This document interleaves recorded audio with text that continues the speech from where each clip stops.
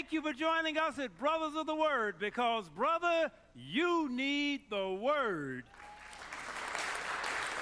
And you know, the world it's going through so much right now, but the scripture just kept running through my spirit.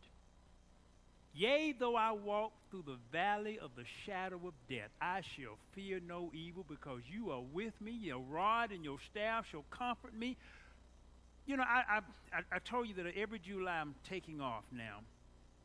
And I asked God where to go for this past month of July. He said New Orleans. And I looked up New Orleans yesterday. Do you know Louisiana has the highest rate of virus infection of any state in the country when you compare rates of infection to population? He sent me right in the middle of the valley of the shadow of death. But I still fear no evil.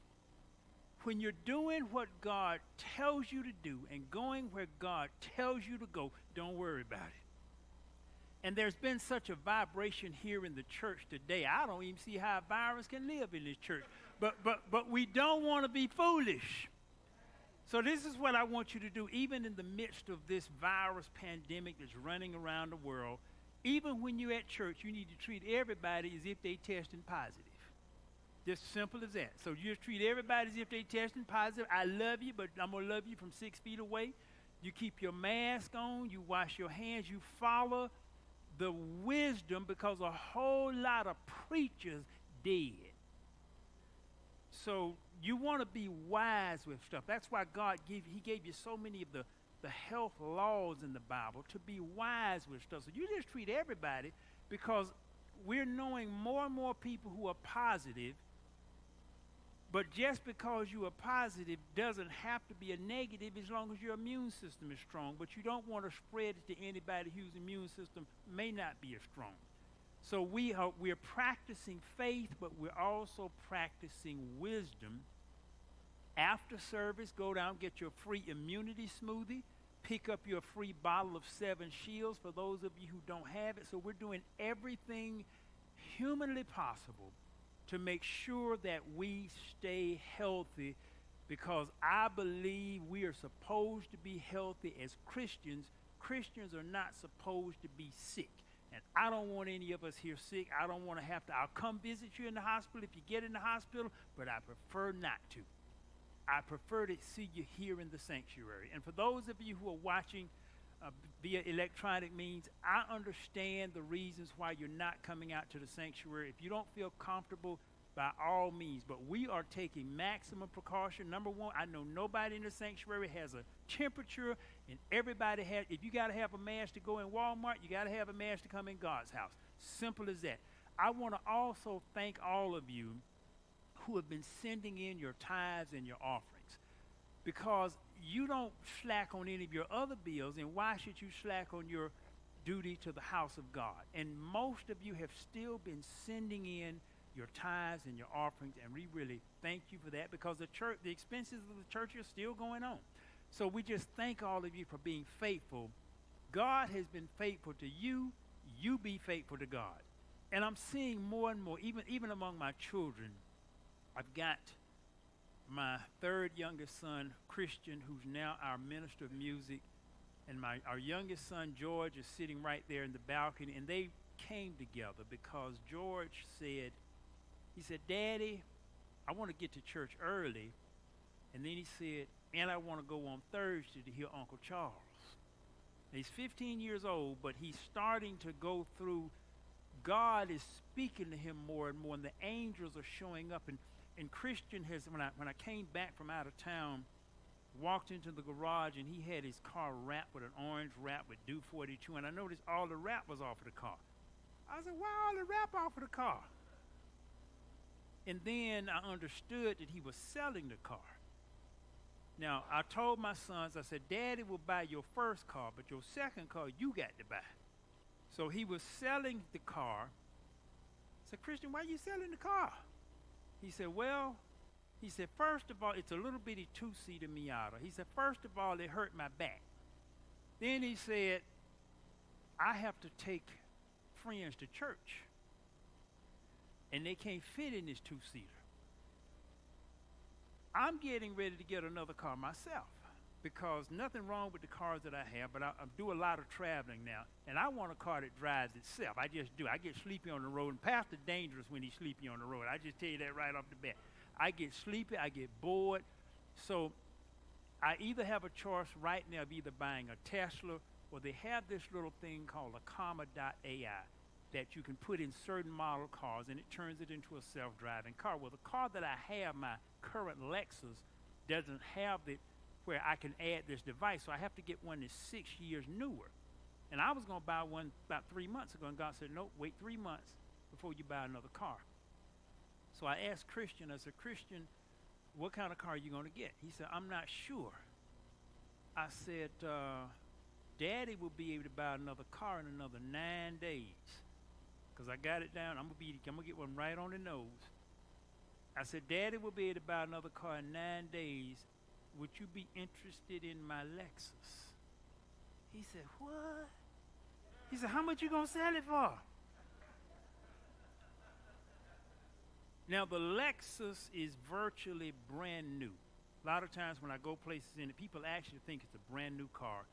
Has about 60,000 miles on it. It looks absolutely brand new. Got every single option. It's a high-end luxury car.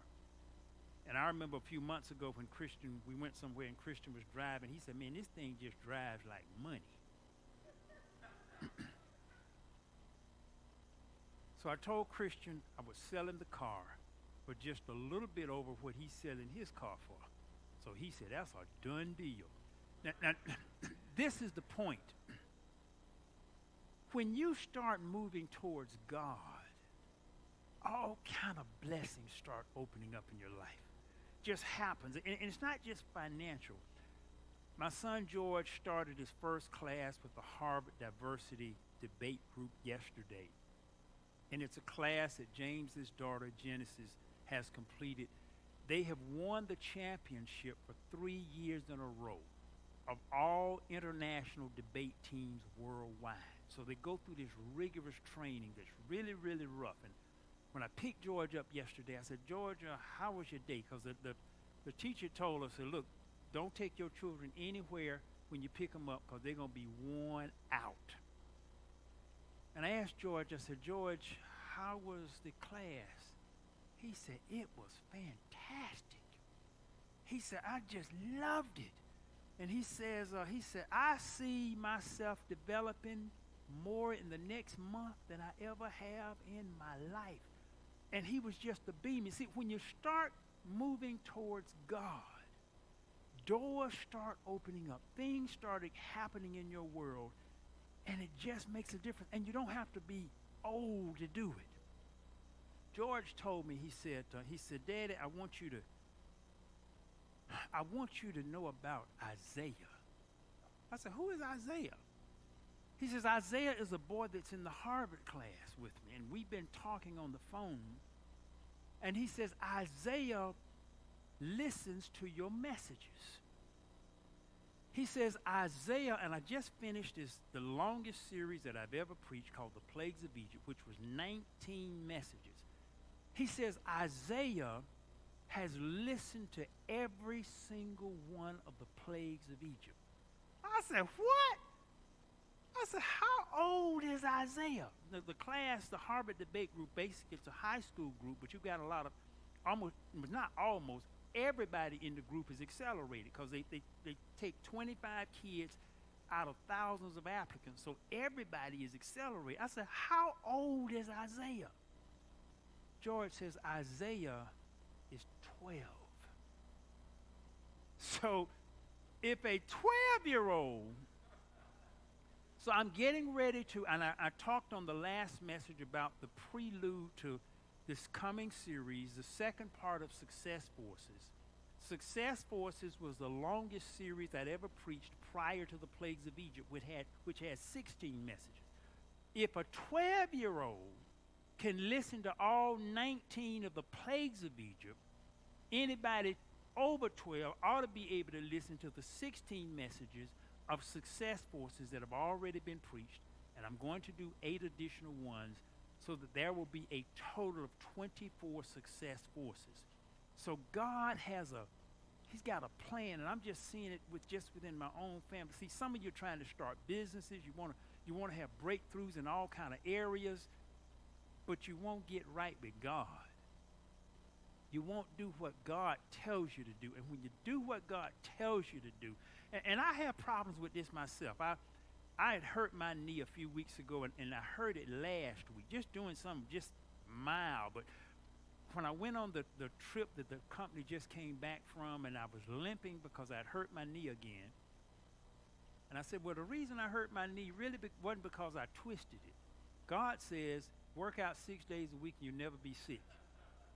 This hurt knee is a sickness. I don't care how you slice it. I had missed my workout for 2 days when I hurt my knee. So God hadn't broke his word to me.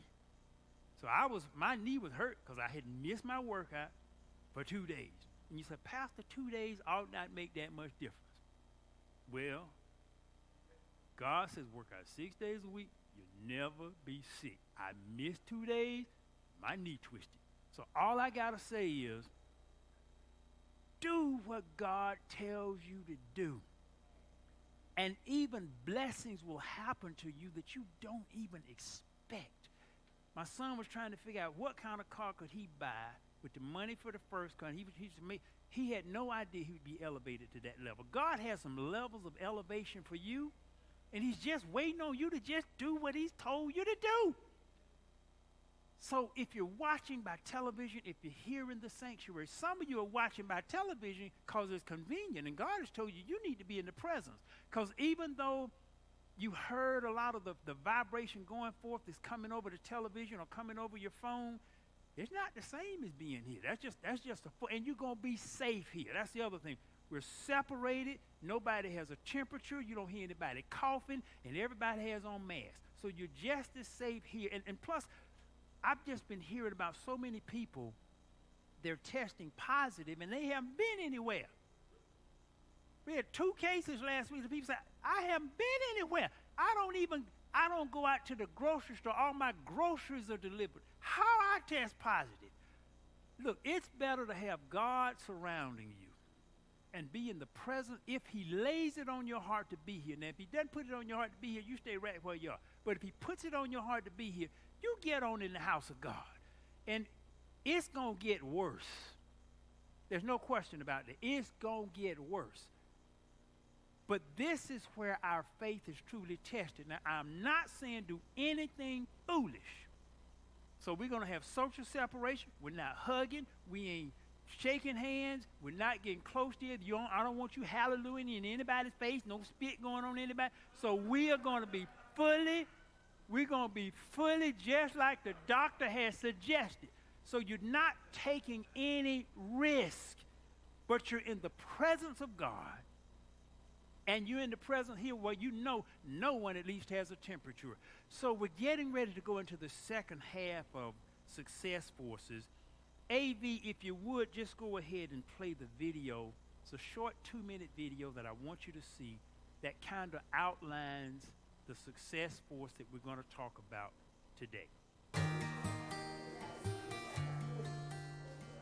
Bro, that doesn't even make sense. It makes total sense. You just open up your mind and listen to other people's opinions. What's going on here? What's going on? John's being ridiculous. I'm being ridiculous. You're the one that thinks that. Bro, how can you not see? Okay, boys, calm down. Okay, everybody take your seats. Matthew, John, come up here, please.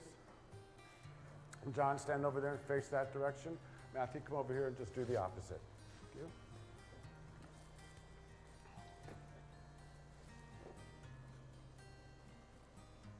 Okay, boys, turn around. And John, what color is the ball? The ball's white. Seriously?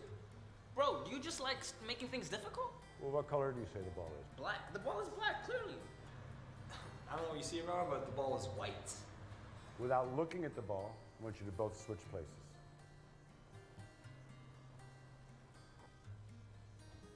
Okay, both of you, please turn around. And what color is the ball now? Okay, please have a seat. Throughout our lives, we believe many things, and we hold dear what we think is right and true. But at times there'll be others who disagree with us. What we believe to be 100% right, they believe the opposite just as strongly. Well, how can that be? Can't they see? We can become frustrated, we might grow distant, we may even sever relationships entirely. Slow down. Breathe. Step into the other person's shoes. It'll make all the difference.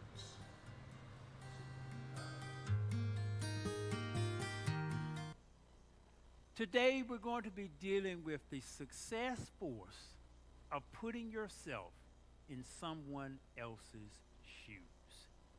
It's psychologically called empathy.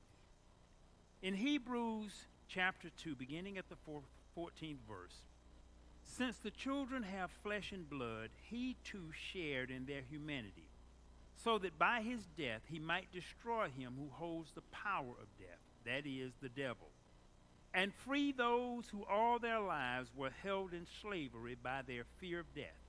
For surely it is not angels he helps, but Abraham's descendants.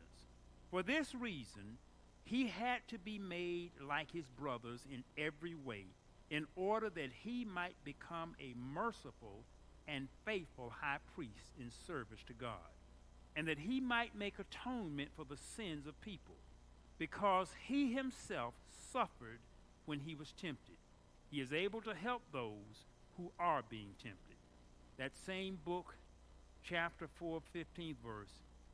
For we do not have a high priest who is unable to sympathize with our weaknesses, but we have one who has been tempted in every way, just as we are, yet was without sin. Jesus took fleshly form so that he could understand what we go through. How many of you all have been tempted in the past 7 days, if you've just been tempted? And see, without this flesh, I don't know how much a spirit is tempted, because most of my temptation comes through the things of the flesh. So God had to send his son in a fleshly form so that he could put himself in our shoes and so that he could understand how we felt. I remember when I first started ministry, and I remember God speaking to me, and he says, I have to send you through some things so you can relate to the people. Now, when I heard that, I didn't like that. I didn't like the sound of that, because Lord, I don't really want to go through anything to relate to folk. I'd just rather read it out of a book or listen to somebody else speak and get it that way. I don't want to go through stuff. And sometimes when I am counseling people or going through a session and they'll say, Pastor, you really have a prophetic vision on that. Oh, man, you can hear from God. I ain't from God. I've been through that. I can relate and I can understand and I can help guide you through it because I have gone through that. It's the same way in business, how you advise someone entirely different when you've gone through something versus when you just read about it or when you just have attended a conference. It makes a difference when you have gone through something. It is the success force of walking in someone else's shoes. I remember years ago, James and I, we had gone to the country of Peru, to the city of Machu Picchu. And it's one of the 7 wonders of the world. They've got all these ancient ruins. And you walk up all of these steps on the mountains to get there.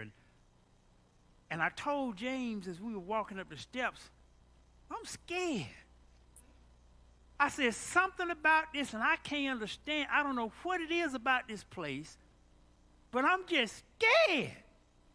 And I wasn't a person who normally, heights generally don't bother me. I could fly a plane without a problem, but it was something about walking up this mountain. I'd been in situations where I've climbed around a ledge of a mountain hundreds of feet above, but it was something about walking up these steps. I was just scared. And it kept happening, and I was just telling you, I don't even want to go up there. It's just something about this. I'm just scared. And then James said, you know, you're not a fearful person. He said, that sounds like it's a spirit that's on you. And then I realized it was totally outside of my nature. God has let me experience in 2 specific instances something that was outside of my normal nature, and I experienced fear. So now when I see some others who have what others may consider to be irrational fears, you know, some folks just scared of certain things. They're just scared, and you try to, this can't hurt you, they're just scared. Sometimes it is a spirit of fear, and if you have never experienced a literal, now I'm not talking about something that's logical. I'm talking about something that's irrational. I was walking up steps, and I wasn't dizzy or anything. I knew I wasn't going to fall down. It was an irrational fear.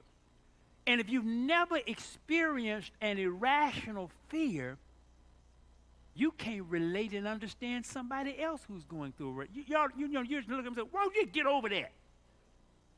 It's not that easy. So God had me go through it, so now at least I can relate because I know what it feels like. The other thing he had me experience was the spirit of gluttony. I went through a period, and I knew it was a spirit. Nobody had to tell me. I couldn't get full. So now if I am interacting with someone else who has a difficulty of appetite control, I understand it because I've been there. And see, when you have been through something, you're a lot more sympathetic about it than if you've never experienced. Because if you've never experienced, all you ought to just man up and gird up your loins. Just handle that thing. Just be a man. Just man up or woman up. Just handle that thing.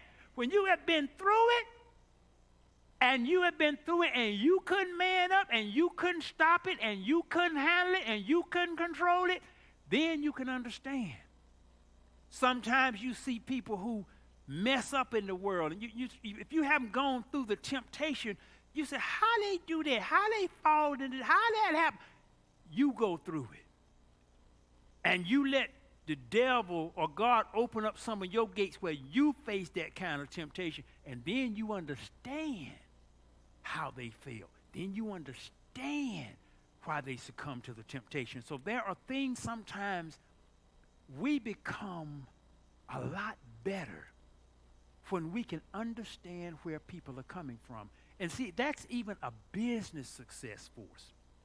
When you can put yourself in the shoes of the customer, you can figure out how to best satisfy the customer, and you can make a better product or a better service. I learned long ago, I can't make products just on what I like. I have to be able to put my mindset in the mind of the person who's going to be buying your product, and sometimes it's a whole different mindset than where you are. The success force of being able to put yourself in someone else's shoes. I mentioned that we had just come back. We take a company trip every year. And I always try to ask God, where should we go? And this year, actually, logically, we were just planning on going to Florida, which now has one of the highest virus rates around. But that's where we were going. And I was in my prayer one day, and I heard God speak where to go. And he said, Montgomery. I said, Montgomery? So I called up Suzanne. I said, Suzanne, we're going to Montgomery. And about a week later, she said, Mr. Bronner, everybody just fussing about Montgomery. They want to know why in the world are they going to Montgomery. First of all, they ain't nothing to do in Montgomery. All this racial stuff going on. Montgomery got all that hit. They couldn't understand why in the world were we, because we'd gone to some real exotic places, so they just couldn't, and Montgomery only 2.5 hours away. They just couldn't understand why am I taking the whole company to Montgomery. And it had half the folks they just said, we're just not going. I said, well, Suzanne, if they're not going, they're just not going, but we're going to Montgomery. So it ended up, we chartered a bus, and on last Monday, drove to Montgomery. We pulled up in front of the hotel, and when we pulled up in front of the hotel, almost the whole hotel, and this is right in the middle of downtown Montgomery. We pull up in front of the hotel. Almost the whole hotel staff is standing outside waiting on us. So I get off of the bus, and there's the hotel manager standing there. And he's almost got tears in his eyes. And he says, you all know, you all are the first group we've had since the beginning of the pandemic. He said, in 6 months, we haven't had anybody. You all are the first people we've had, and we are so glad. And they just went on and on. And then I instantly understood. Sometimes it's not always about you. So if you can put yourself, and I wasn't even thinking about that God might have been sending us somewhere for somebody else. I wasn't even thinking about, well, maybe there's a hotel somewhere and they need our help. Their staff needs the booths. They need the money. And the hotel was brand new. They celebrated their 1-year anniversary on Thursday while we were there. So the hotel was just brand new. And when the people opened the rooms up, all the rooms, they were just so glad. Sometimes you can't understand what God is directing you to do. And we always, and see, it's like that even in relationships, because we can't put ourselves in the other person's shoes, what they're feeling, what their needs are.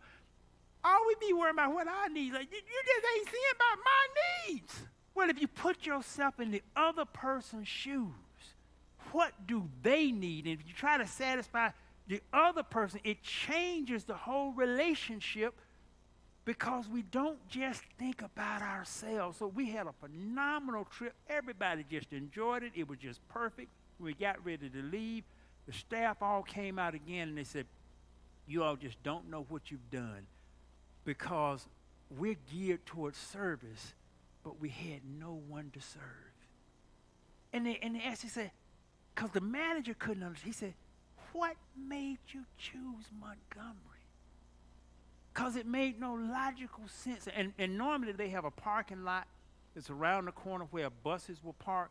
And he said, look, you all don't even park y'all bus right in. You leave y'all bus right in front, because we want the other hotels to know we got a bus load.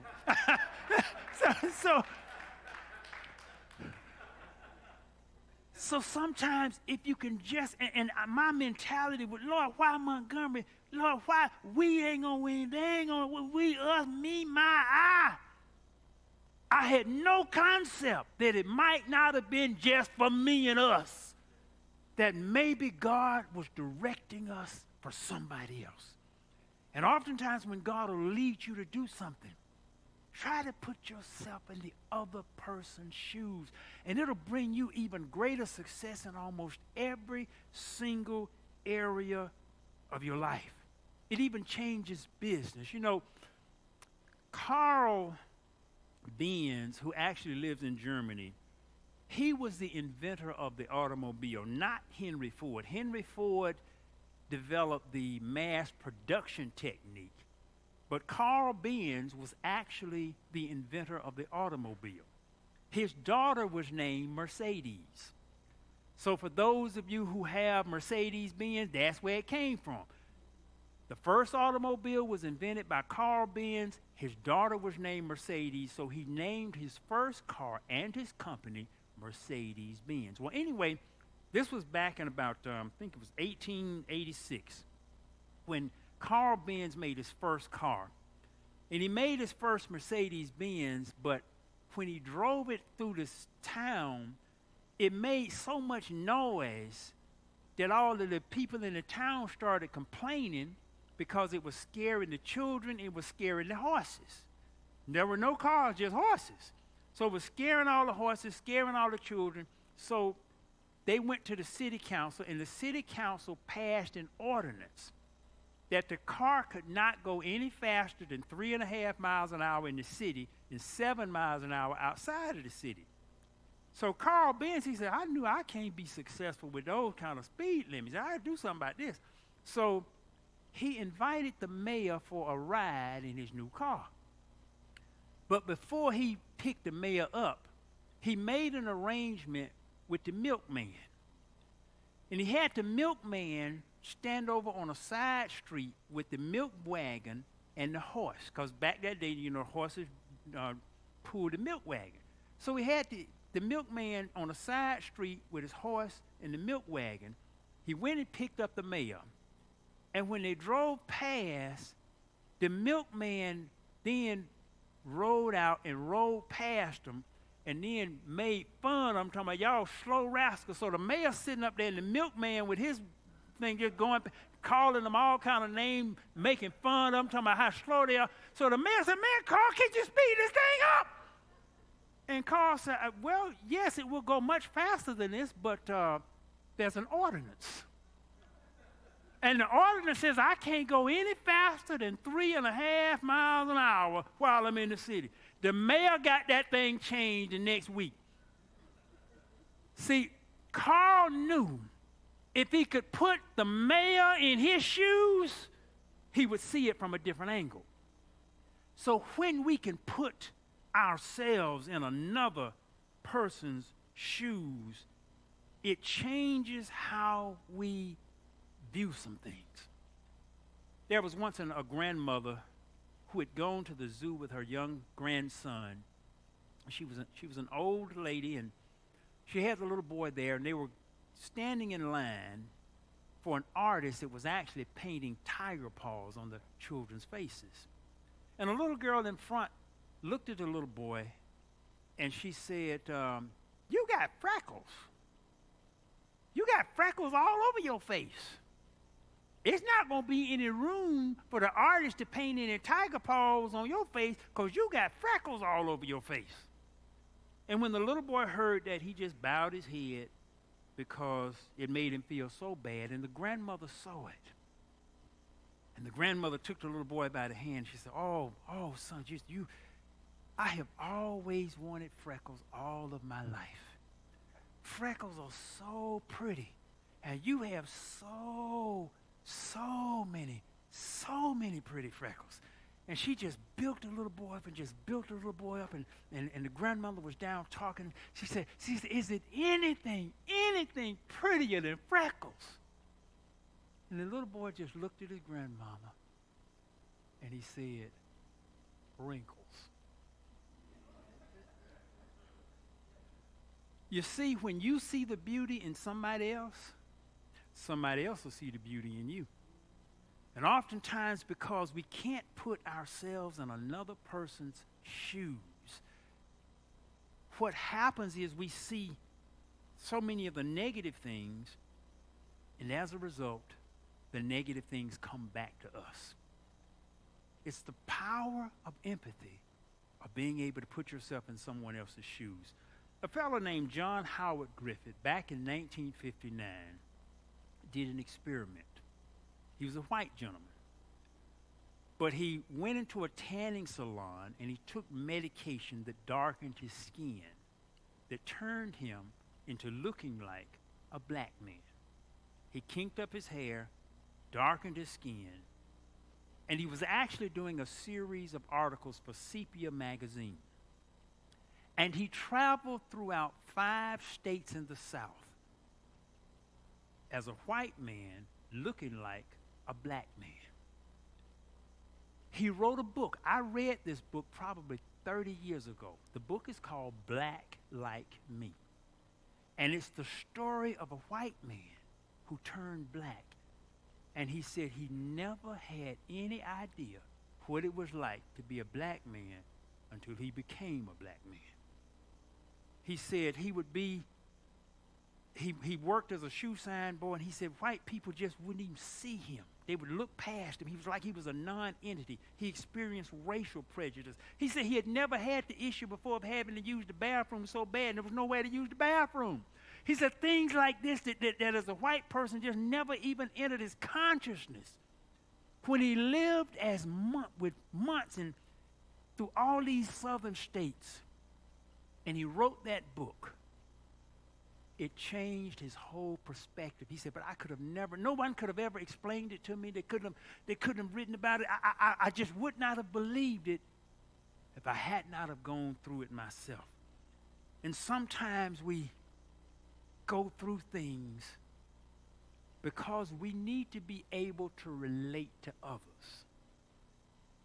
And because he was able to relate to black like me, but sometimes to really reach people, we have to be hurt like me, abused like me, addicted like me. I can't relate to anybody addicted on drugs.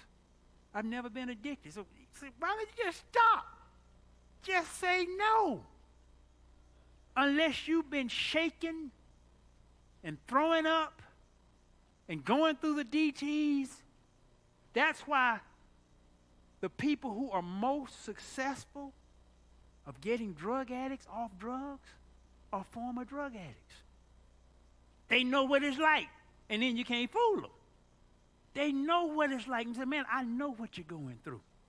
So when a person has empathy, they know what to say, what not to say, and the person can relate to them. So sometimes it's so much, rejected like me, dumped like me. It's hard for you to relate to somebody that's been dumped and you've never been dumped in your life. When you've been dumped, you can relate to somebody that's been dumped. And you can truly say, I know what you're going through. I feel for you. Overweight like me, sometimes we can't relate. And the flip side is also true. In our study session with the boys yesterday, we actually went over famous people who had died from drug overdoses, drug addictions, or suicide. The flip side is just as true. Sometimes you can't relate to rich like me or famous like me. I remember back in the day when we were in the music business, everybody wanted to be Michael Jackson but me. I said, look, Michael got some issues. I can understand somewhat what it could be like where you can't even walk outside your house. You can't go to the mall. You can't go to McDonald's in peace. Now, a lot of people can't, so you can't relate to it until you've been in that situation. So it works on the flip side of both ends. And some people say, well, if you got plenty of money, how could you have any problems? You can't understand that unless you just got plenty of money and money is not an issue. And now the other stuff of life is coming in. And now folk know you got plenty of money and all of them coming after you trying to get your money. You can't relate to that unless you've been there. So when you've been there, you can't relate to, if you got all this stuff, man, you a movie star. You got all this money. You got all these women. What you doing on drugs? Why you depressed? Why you commit suicide? Can't even understand. You can't relate to it unless you've been there.